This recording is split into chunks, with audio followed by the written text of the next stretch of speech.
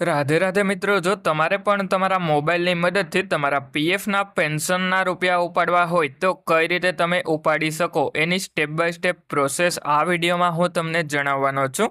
અને એક વાતનું તમારે ખાસ ધ્યાન રાખવાનું છે કે નોકરી છોડી દીધી હોય એના પછી જ પીએફના પેન્શનના રૂપિયા તમે ઉપાડી શકો. એના માટે સૌથી પહેલાં તો તમારે તમારા મોબાઈલમાં કોઈપણ એક બ્રાઉઝર ઓપન કરી અને ઈપીએફઓની ઓફિશિયલ વેબસાઇટ ઓપન કરી લેવાની. અને પછી તમારે એમાં નીચેની તરફમાં આવી અને નીચેની તરફમાં વિડ્રો પીએફમાં એપ્લાય નાવ ઉપર એક વખત ક્લિક કરી લેવાનું. એટલે પછી તમને મોબાઈલમાં એલર્ટ જોવા મળી જશે. એટલે એલર્ટને આ સિમ્બોલ ઉપર ક્લિક કરી અને બેક કરી લેવાનું છે. એટલા માટે હવે હું એલર્ટને આ સિમ્બોલ ઉપર ક્લિક કરી અને બેક કરી લઉં. એના પછી નીચેની તરફમાં તમારે તમારો 12 આંકડાનો યુએએન નંબર પગારની સ્લિપમાંથી જોઈ અને એન્ટર કરી લેવાનો. એટલે પછી તમારે નીચેની તરફમાં આવી અને પીએફનો પાસવર્ડ જે પણ તમે સેટ કરેલો હોય એ એન્ટર કરી લેવાનો. અને પછી નીચેની તરફમાં સાઇન ઇન ઉપર ક્લિક કરી લેવાનું. એટલે જેવા તમે સાઇન ઇન ઉપર ક્લિક કરો એના પછી તમારા મોબાઈલ નંબર ઉપર ઓટીપી આવી જશે. એ ઓટીપી તમારે એન્ટર કરી લેવાનો. અને હવે ઓટીપી એન્ટર કરતી વખતે તમારે એ વાતનું ધ્યાન રાખવાનું કે ભૂલથી તમારે ઓટીપી આઈડી એન્ટર નથી કરવાનું. 6 ડિજિટનો ઓટીપી એન્ટર કરવાનો.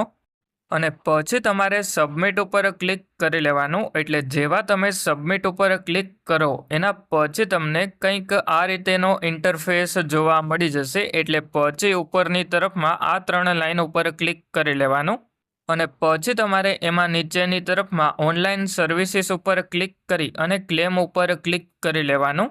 એટલે જેવા તમે ક્લેમ ઉપર ક્લિક કરો એના પછી તમે જે પણ બેંકની કેવાયસી પીએફ એકાઉન્ટમાં કરેલી હોય એ બેંક એકાઉન્ટ નંબર એન્ટર કરી લેવાનો.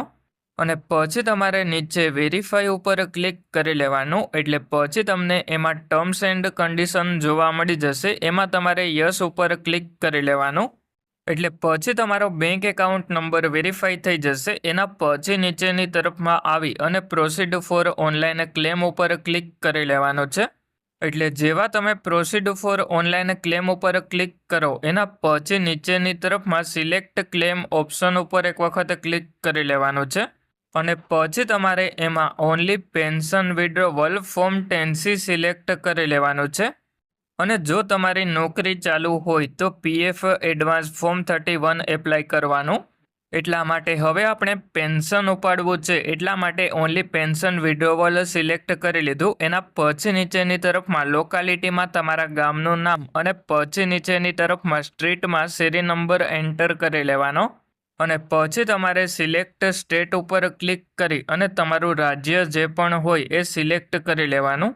અને પછી નીચેની તરફમાં તમારે સિલેક્ટ ડિસ્ટ્રિક્ટ ઉપર ક્લિક કરી લેવાનું. અને જે પણ તમારો જિલ્લો હોય એ એન્ટર કરી લેવાનો.